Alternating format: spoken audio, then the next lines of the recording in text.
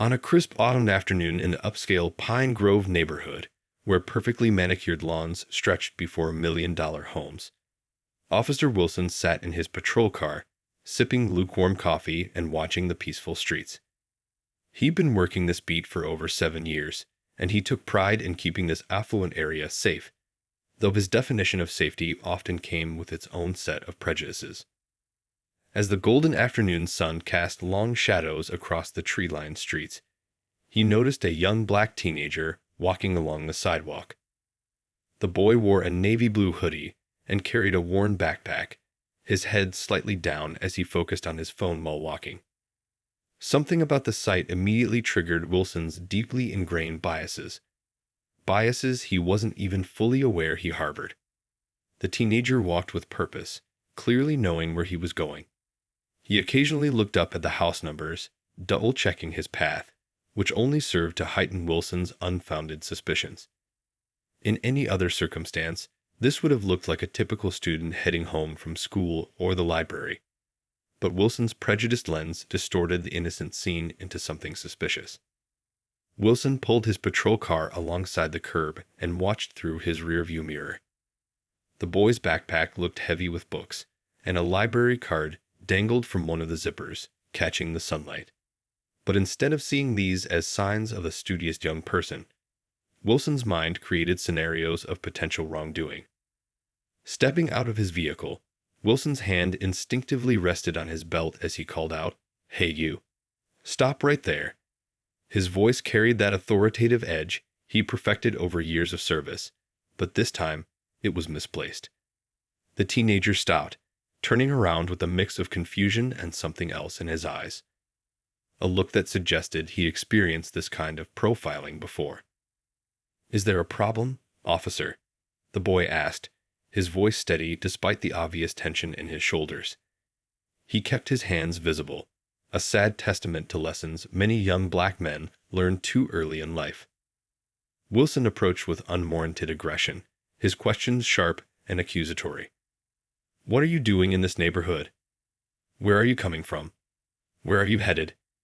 Each question came rapid fire, not really seeking answers but rather confirming Wilson's pre-existing assumptions. The boy responded with remarkable composure, explaining that he was walking home from the library where he'd been studying for his advanced placement exams. But Wilson wasn't listening. He'd already decided this young man didn't belong in this neighborhood. "Turn around and put your hands behind your back," Wilson commanded, reaching for his handcuffs. The metallic click of the cuffs echoed through the quiet street, drawing the attention of nearby residents. Some neighbors peered through their windows, while others stepped onto their porches, phones raised to record the unfolding scene. "Sir, I live here," the boy protested calmly, even as the cold metal closed around his wrists. "My father's house is just 3 doors down. Please, let me call him." His voice remained level, but fear flickered across his young face. Not fear of guilt, but the kind of fear that comes from knowing that sometimes innocence isn't enough protection. Wilson ignored the request, instead radioing for backup while reciting a vague description of a suspect that conveniently matched any young black male in a hoodie. The boy stood there, dignity intact despite the humiliation, as curious onlookers gathered at a distance, some shaking their heads in disapproval, others filming the incident on their phones. Little did Officer Wilson know, but this moment would soon become a turning point not just in his career, but in his entire understanding of his role as a law enforcement officer. The next few minutes would shatter his preconceptions and force him to confront the devastating impact of his unconscious biases. As the late afternoon sun continued its descent behind the expensive homes, the scene was set for a revelation that would leave Officer Wilson questioning everything he thought he knew about appearances, assumptions, and the true meaning of protecting and serving his community. The tension in the air grew thicker as more patrol cars arrived at the scene, their lights silently flashing against the elegant homes of Pine Grove. Officer Wilson stood firmly beside the handcuffed teenager, trying to ignore the growing number of neighbors gathering on their perfectly manicured lawns. Deep down, a tiny voice questioned whether he'd made the right call, but his pride wouldn't let him acknowledge it. The young man remained surprisingly composed, his shoulders straight despite the handcuffs. "Officer," he tried again, his voice steady but urgent. "My father is expecting me. He just got back from Washington. Please, just let me call him." Wilson brushed off the plea, assuming it was just another excuse. He'd heard plenty of stories before, or so he thought. Neighbors had their phones out now, recording everything. An elderly woman who lived next door stepped forward, her garden gloves still on her hands. "Officer, I know this young man. He lives right there." She pointed to one of the largest houses on the street. "His father is," but before she could finish, the distinctive sound of powerful engines cut through the afternoon quiet. Two black government SUVs turned onto the street, their tinted windows and official plates immediately drawing everyone's attention. Wilson felt his first real twinge of uncertainty as the vehicles pulled up smoothly beside his patrol car.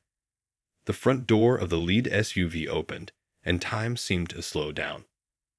A tall man stepped out, his military dress uniform adorned with medals and stars that caught the sunlight. His bearing commanded immediate respect, but it was the look in his eyes, a mixture of controlled anger and determination, that made Wilson's stomach drop. This was no ordinary military officer. The man walked forward with measured steps, his shoes clicking against the pavement in the now silent street. Other officers, who had arrived as backup, straightened instinctively, some already recognizing who he was. "I believe," the man said, his voice carrying the weight of authority that made Wilson's badge feel suddenly very small, "that you're detaining my son." Wilson's mouth went dry as recognition hit him like a physical blow. He was standing face to face with the newly appointed U.S. Surgeon General, a man he'd just seen on the news that morning speaking at the White House. The same man whose son he'd just handcuffed for walking home from the library. "I'd like these handcuffs removed from my son immediately," the Surgeon General stated, not raising his voice but leaving no room for argument. As Wilson fumbled with the keys, his hands actually shaking, the high-ranking official continued. And then, "Officer Wilson, I'd like to speak with your supervising officer." The clicking sound of the handcuffs being removed seemed to echo down the street. The teenager rubbed his wrists but remained dignified, moving to stand beside his father. The contrast between father and son, one in a military dress uniform laden with medals, the other in a simple hoodie, painted a powerful picture that nobody present would soon forget. Several of Wilson's fellow officers looked away, embarrassed by the situation. The neighbor who had tried to intervene earlier shook her head sadly. But the Surgeon General wasn't done. He placed a gentle hand on his son's shoulder and addressed Wilson directly. "Officer, I could demand your badge right now. I could make calls that would end your career within the hour. But that wouldn't solve the real problem, would it?" Wilson stood rooted to the spot, his face burning with shame as the full weight of his actions began to sink in. The prejudices he'd acted on, the assumptions he'd made, all laid bare in the harsh light of reality. The teenager he profiled wasn't just some kid in the wrong neighborhood. He was the son of one of the highest-ranking medical officials in the country, walking home from studying. As the sun began to set over Pine Grove, casting long shadows across the scene, Wilson realized that this moment would change everything. The comfortable certainties he'd built his career on were crumbling, and in their place, an uncomfortable but necessary truth was taking root. The real question was, what would he do with this wake-up call? The gathering crowd watched in silent anticipation as Officer Wilson's supervising officer, Lieutenant Brooks, arrived at the scene. The evening air had grown cooler, but the tension remained thick and warm. News traveled fast in Pine Grove, and several more neighbors had joined the original onlookers, their phones still recording every moment of this unfolding drama. The Surgeon General stood tall beside his son, his military decorations catching the last rays of sunlight. Lieutenant Brooks, a veteran officer with salt and pepper hair, took in the scene with a quick, experienced glance. His face tightened as he recognized the distinguished military officer standing before him. "Sir," Lieutenant Brooks addressed the Surgeon General, his tone respectful but professional. I understand there's been an incident involving your son and one of my officers. He shot a pointed look at Wilson, who seemed to shrink under his superior's gaze. The Surgeon General nodded, his composure unwavering. Lieutenant, what happened here today goes beyond a simple incident. Your officer detained my son for nothing more than walking home from the library while being black. The same street he's walked down hundreds of times before. The same neighborhood where we've lived for the past 5 years. Several neighbors nodded in agreement. The elderly woman who had tried to intervene earlier stepped forward again. I've watched this young man grow up, she said, her voice carrying across the quiet street. He helps me with my groceries. He tutors my grandkids. And today, I had to watch him be handcuffed in front of his own home. The teenager stood quietly beside his father, his dignity intact despite the ordeal. His backpack still hung from one shoulder, heavy with books, a stark reminder of how this scene had begun. Lieutenant Brooks listened intently, his expression growing more concerned with each word. I want to be clear, the Surgeon General continued, his voice firm but measured. I could easily make this a national headline tomorrow. Top military medical official's son racially profiled in his own neighborhood. But that's not what I want. What I want is change. Real, lasting change. Wilson shifted uncomfortably, aware that every eye was on him.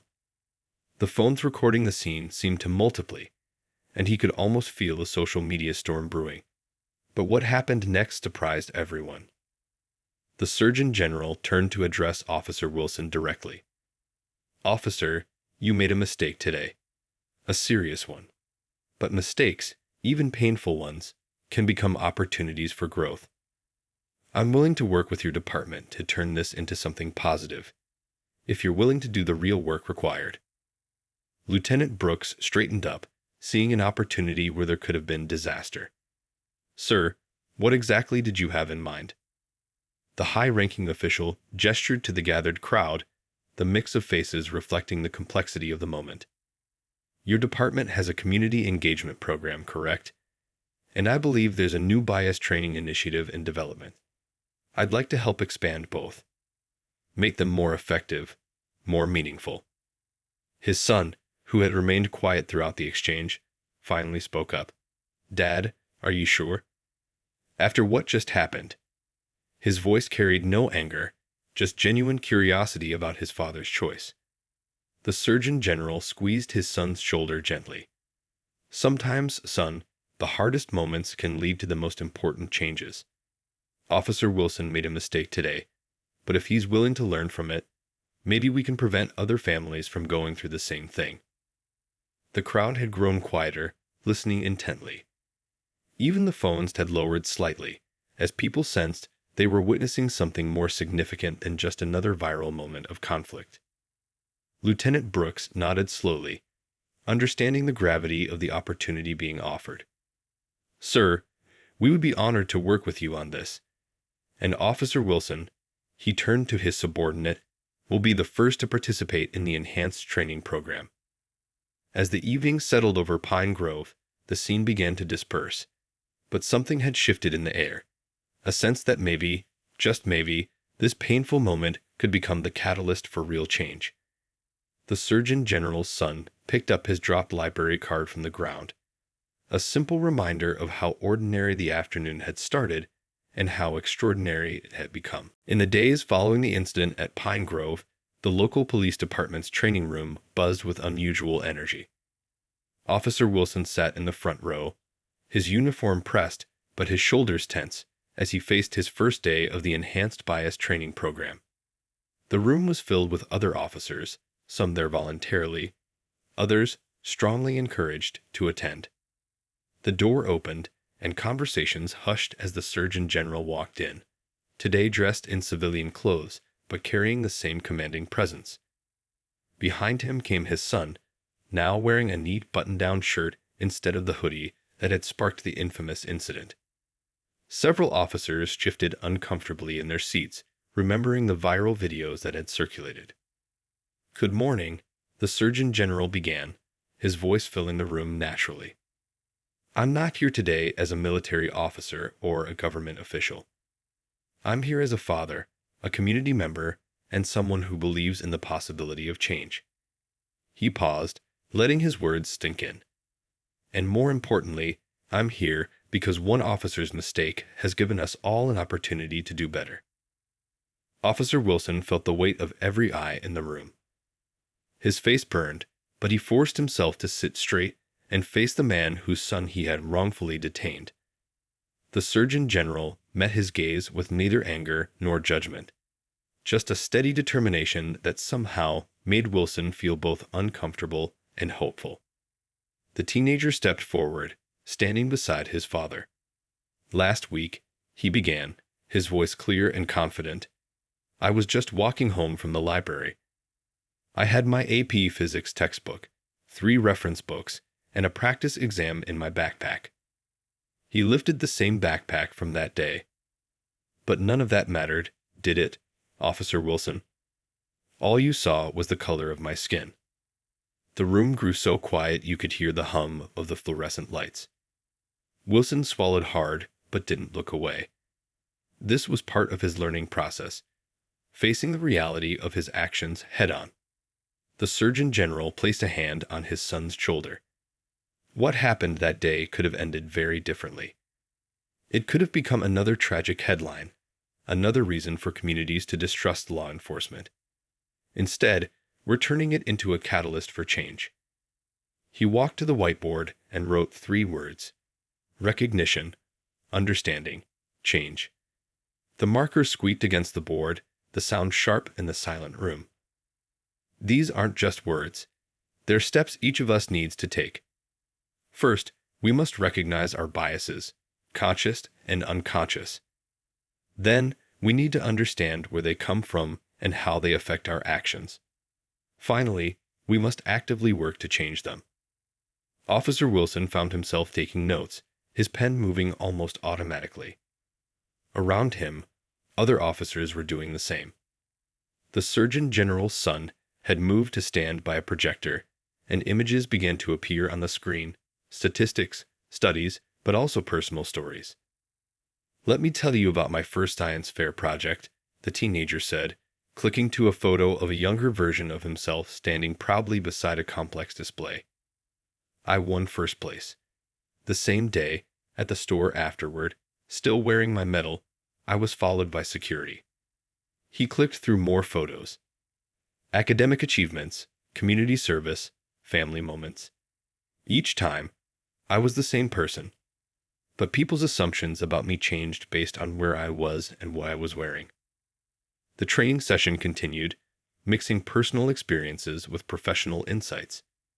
The Surgeon General brought in experts in psychology, sociology, and law enforcement ethics.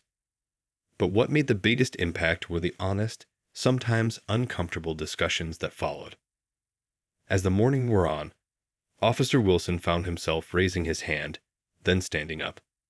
His voice shook slightly as he addressed the room. "I've been a cop for 12 years, he began. "And until last week, I thought I was one of the good ones. But watching these videos, hearing these stories, I'm starting to see how many times I might have made assumptions without even realizing it." The Surgeon General nodded encouragingly, and his son leaned forward, listening. This moment of vulnerability from Wilson seemed to break a dam in the room. Other officers began sharing their own experiences, admitting their own biases, asking questions they'd been afraid to ask before. This wasn't just another mandatory training session. This was the beginning of real change, starting with one officer's mistake and one family's choice to turn that mistake into an opportunity for growth. As weeks passed, the police department's enhanced training program began showing real results. Officer Wilson, who had been at the center of the controversy, found himself undergoing a profound transformation. One sunny morning, he stood before a mirror in the police station's locker room, adjusting his badge when memories of that fateful day flooded back. He wasn't the same officer anymore. The training sessions had opened his eyes to things he'd never noticed before, the subtle ways bias could creep into decision-making, the impact of snap judgments, the weight of historical context. But more than the formal training, it was his daily interactions that were really changing him. Today was special. The department was hosting its first community outreach event since the incident, and Wilson had volunteered to help organize it. The local community center buzzed with activity as residents began arriving. Children darted between tables set up with snacks and information pamphlets, while parents chatted with officers in a relaxed atmosphere that would have seemed impossible just months ago. The Surgeon General's son was there too, but not as a participant. He stood behind one of the tables, helping to run a youth mentorship program he'd helped design. When he caught Wilson's eye, he gave a small nod, not quite friendship, but something like respect. It was more than Wilson had dared to hope for after what had happened. "Officer Wilson," called a familiar voice. The Surgeon General approached, today dressed casually in jeans and a polo shirt. "I see you've been busy." He gestured around the community center, where officers and residents mingled freely, sharing stories and building bridges that had long seemed impossible to cross. Wilson straightened up instinctively. "Sir, I've been thinking a lot about what you said that first day of training. About turning mistakes into opportunities for change." He paused, gathering his thoughts. "I've been working with the youth program at the local high school, talking to kids about their experiences with law enforcement, really listening." The Surgeon General nodded approvingly. "I've heard about your work. The feedback has been positive." He looked around the room, where his son was now showing a group of younger kids how to use a microscope at the science station. Sometimes, the hardest moments in our lives can lead to the most meaningful changes. A commotion at the entrance drew their attention. A group of teenagers had arrived, looking uncertain about entering a space full of police officers. Wilson recognized the hesitation in their faces. It was the same look the Surgeon General's son had worn that day on the street. Without hesitation, Wilson walked over to greet them. "Hey folks, glad you could make it. We've got a basketball tournament starting in a few minutes, and we're still looking for players to join the community team against us officers." His genuine smile and easy manner seemed to surprise them. One of the teens spoke up, "For real? You're gonna let us play against you?" The distrust in his voice was clear, but there was also a hint of interest. "Let you?" Wilson laughed. "From what I've heard about your game, we should be asking if you'll let us try to keep up." The tension broke as several of the teens cracked smiles. Back at his table, the Surgeon General's son watched the interaction with interest. He turned to his father and said quietly, "You know, Dad, when you decided not to press charges that day, I thought you were being too easy on him." But watching Officer Wilson now, his father nodded, understanding. Sometimes people just need a chance to learn and grow. The hard part is giving them that chance when everything in you wants to do the opposite. The community center continued to fill with people throughout the morning. Officers who had once patrolled these neighborhoods with suspicion now sat with residents, sharing coffee and conversation. Children who had been taught to fear the police were playing games with officers, their laughter echoing through the building. Wilson stood in the middle of it all, remembering how different things had been just a few months ago. Each smile, each conversation, each small moment of connection was helping to heal wounds that went far deeper than one incident on a sunny afternoon in Pine Grove. Seasons changed, and autumn returned to Pine Grove, bringing with it memories of that fateful day.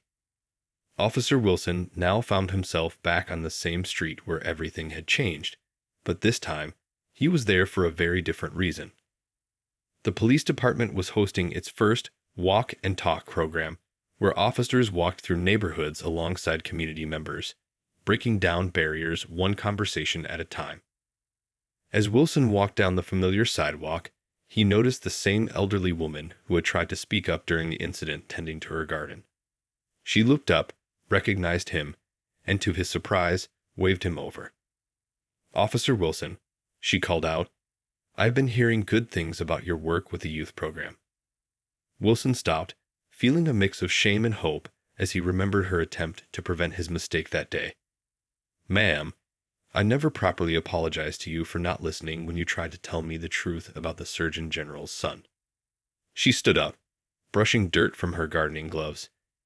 "You know, officer, in all my years, I've learned that actions speak louder than words. And your actions these past months have said plenty." She gestured to her porch. "Would you like some lemonade? I've been wanting to tell you about some concerns our senior citizens group has." As they sat on her porch, other neighbors began to notice. Some stopped to join the conversation, sharing their thoughts about community safety and police relations. Wilson took notes, really listening to their perspectives. This was what real community policing looked like. Not just patrolling streets, but becoming part of the community's fabric. Halfway through the discussion, the Surgeon General's son rode past on his bicycle, now wearing a college sweatshirt. He had been accepted into a prestigious pre-med program, following in his father's footsteps. Seeing Wilson, he pulled over, joining the impromptu community meeting. "Officer Wilson," he said, settling into a porch chair, "did you tell them about the mentorship program we're starting at the high school?" There was no trace of past tension in his voice, just the enthusiasm of someone passionate about making a difference. Wilson shook his head, smiling. "I was just getting to that." He turned to the gathered neighbors. "We're working with high school students who are interested in law enforcement careers, but we're doing it differently.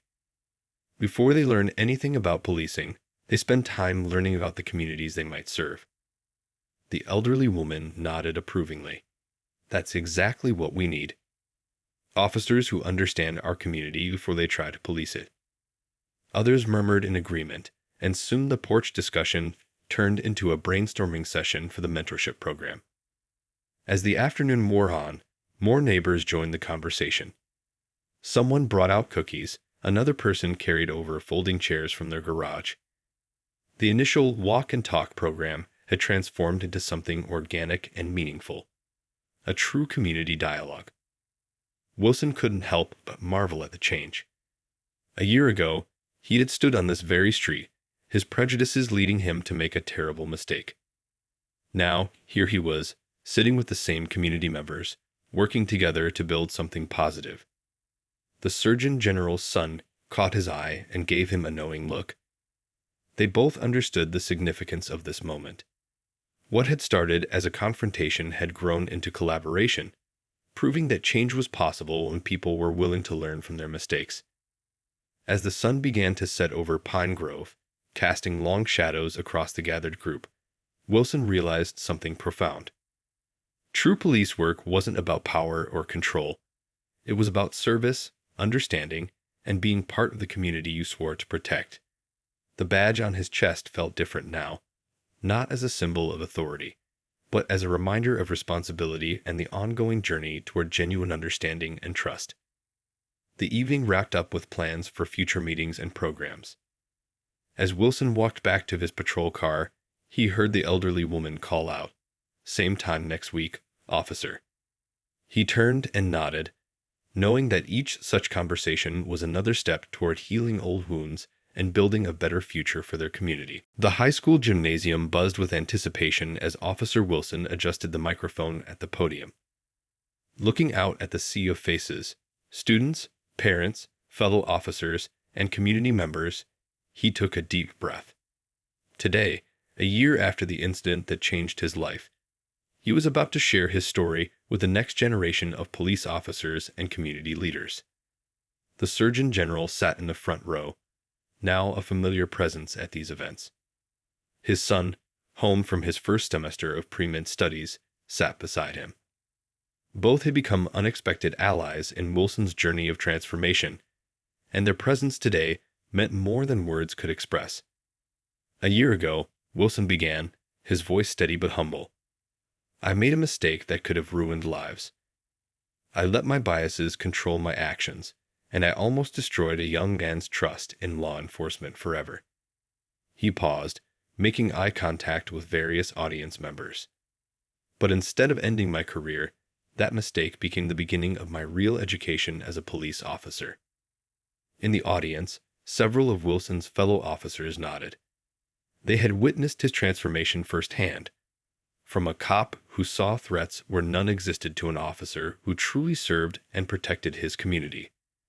Some of them had even followed his example, joining the enhanced training program and community outreach initiatives. When I put those handcuffs on a young man for simply walking home from the library, Wilson continued, I thought I was doing my job. I was wrong. Dead wrong. And thanks to the wisdom and grace of his father, instead of facing punishment, I was given an opportunity to learn and grow. The Surgeon General's son leaned forward slightly, remembering that day. He had spoken at several of these events himself, but today was different. Today it was about showing how far they'd all come. Wilson gestured to a screen behind him, where photos from recent community events began to play.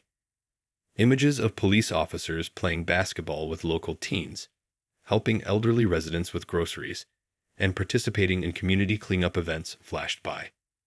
This is what real police work looks like, he said. It's about being part of the community, not just policing it.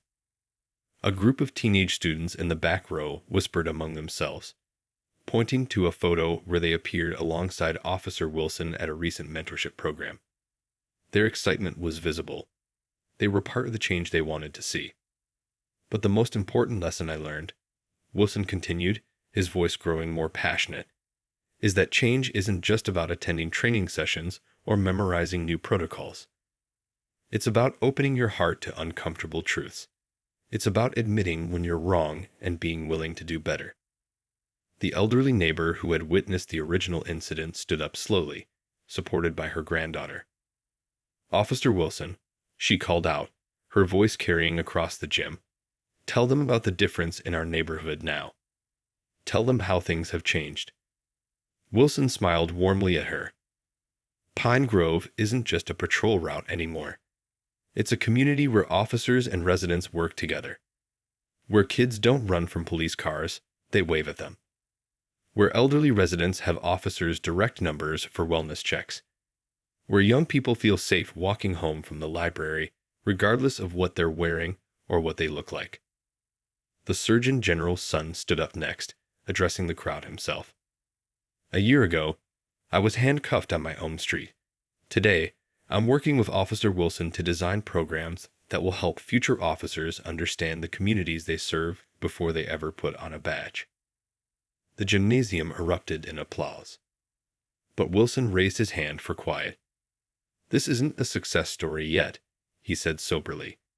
It's a work in progress. Every day, we have to choose to do better, to be better. Every interaction is a chance to build trust or break it. And I'm here to tell you, from personal experience, that the choice we make in those moments matters more than we can imagine. As he stepped away from the podium, the applause returned, stronger this time. Students rushed forward to ask questions, community members shared their own stories, and fellow officers discussed new ideas for outreach programs. The gymnasium had become a symbol of what was possible when one mistake led not to disaster, but to determination to change. The police academy classroom looked very different from the standard training rooms of the past. Today, it was filled with a mix of veteran officers, new recruits, and community members. At the front of the room, Officer Wilson stood alongside the Surgeon General's son, now a second-year medical student, preparing to share their story with yet another group eager to learn from their experience. Before we begin today's session, Wilson said, adjusting the projector screen, I want you to look around this room. Notice how different it is from traditional police training. We have grandmothers sitting next to rookie officers. We have teenage community activists sharing space with veteran cops. This is what real change looks like. The Surgeon General's son stepped forward, his white coat exchanged for casual clothes that reminded everyone of that fateful day. 2 years ago, I was just a kid walking home from the library, he began, his voice carrying the weight of experience. Today, I'm helping design training programs that will hopefully prevent other kids from going through what I did. A young recruit raised her hand. Sir, what made you decide to work with the police department instead of filing a complaint? The question hung in the air, one that many had wondered but few had dared to ask. The medical student smiled thoughtfully. My father taught me something important that day. He showed me that sometimes the hardest path, the path of working together instead of against each other, is the one that leads to real change. Wilson clicked to the next slide, showing photos of their community programs in action. What you're seeing here isn't just feel-good community policing. These are real relationships being built, real trust being earned back, one interaction at a time. The elderly neighbor, who had become a regular speaker at these sessions, stood up from her seat. I remember when officers used to just drive through our neighborhood, she said, her voice strong despite her age. Now they know our names, our stories. They help our kids with homework at the community center.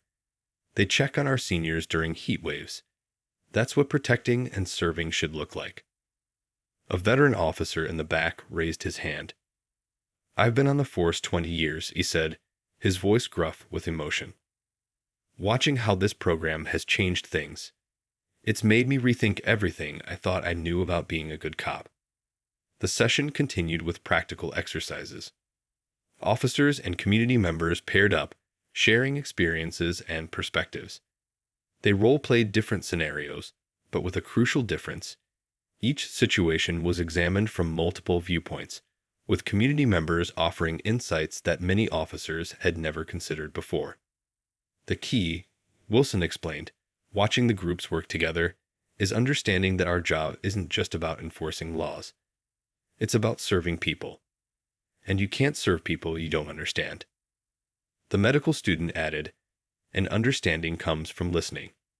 Really listening. Not just waiting for your turn to speak or thinking about what procedure to follow. As the afternoon progressed, the initial awkwardness between participants melted away. Stories were shared, perspectives challenged, and new understandings began to form. A teenage participant spoke about his fear of police cars in his neighborhood. An officer shared his anxiety about patrolling areas where he felt unwelcome. In their honesty, they found common ground.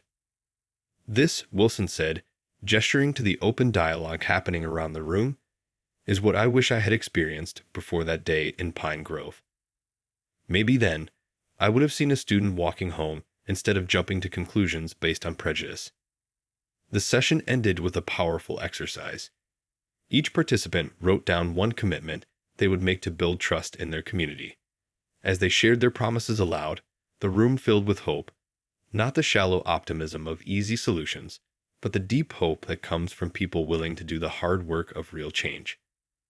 As people began gathering their things to leave, the medical student caught Wilson's eye and nodded. They both knew that while their story had started with a moment of injustice, it was helping to create a future where such moments might become increasingly rare. 3 years after that pivotal day in Pine Grove, Officer Wilson stood on a stage at the National Police Reform Conference, preparing to give the keynote speech. In the audience sat hundreds of law enforcement officials, community leaders, and activists from across the country. Among them were familiar faces: the Surgeon General, his son now in his final year of medical school, and many members of the Pine Grove community. Change, Wilson began, his voice carrying years of earned wisdom, doesn't always come from grand gestures or sweeping reforms. Sometimes it starts with one mistake, one moment of truth, and the courage to admit when we're wrong. He paused, letting his words sink in. 3 years ago, I was that officer, the one who let bias cloud his judgment, who saw threat where there was only innocence. The large screen behind him showed footage from that day, captured by neighbors' phones. Many in the audience shifted uncomfortably, recognizing similar moments from their own experiences. But then the footage changed, showing the transformation that followed. Community meetings, youth programs, training sessions, and countless moments of connection between police and residents.